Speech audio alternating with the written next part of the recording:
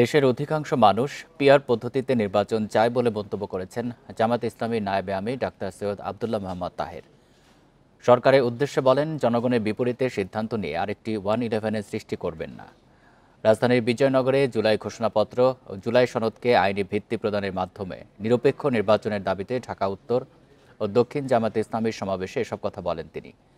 জানান, যারা দেশের মানুষের মতামত উপেক্ষা করে প্রহসনের নির্বাচন চায়, সেই পরিকল্পনা আর বাস্তবায়ন হতে দেওয়া হবে না। এ সময় তিনি বলেন, যারা জুলাই সনদের আইনি ভিত্তি দিতে চায় না, তাদের সেসব ভিন্ন পরিকল্পনা জনগণ মেনে নেবে না। ডিসেম্বরে নির্বাচন হলে জামায়াতের আপত্তি নেই বলেও জানান তিনি।